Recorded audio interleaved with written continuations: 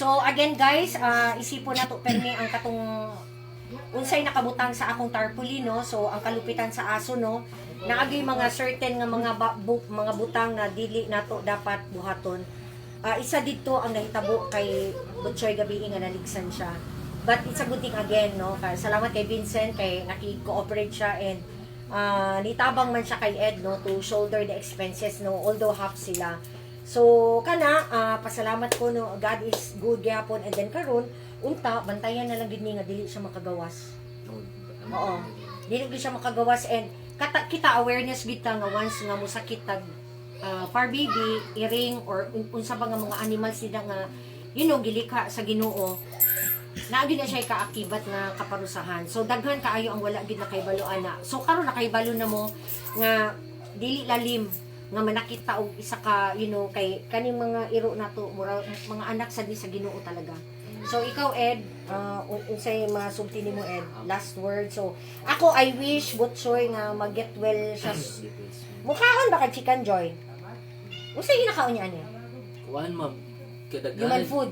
Oh yes ma'am. Hello, dog food din isang kaon. Dog food kuan ma'am katong vitality nga kuan yan itong tag 145. Na ako'y pagkaon dira dog food pero ang butlag mukaon ba siya?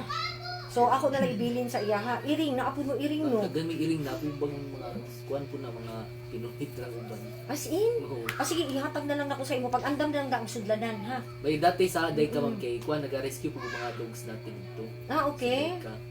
Asa taga deka ka dati? Yes ma'am, dulmi atong ila ma'am Chay nga washing dog rescuer po siya. Ay, okay. Kay ila po sila ni Ma'am Tata. Akaila sa sila ni Ma'am Tata. Okay. Then mga to guys, kanang pasalamat po ko kay Ma'am Angel na abot siya sa iyang post. Kaya wala to iyang post, dili ko to makuha na ako panlaban ako sa kuwang kuwan sa nakaligis kay Sa nakaligis kay Butchoy. Thank you po ma'am kay nakadupugad na rin Lagi, oo.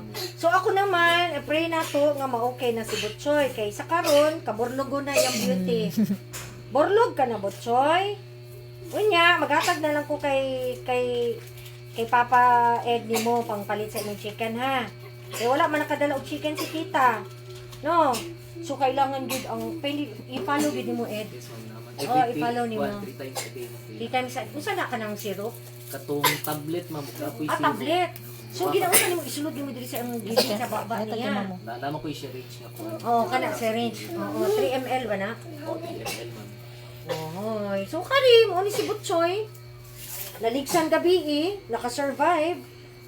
May uting pa siya, wala na. Need to siya putlo ma'am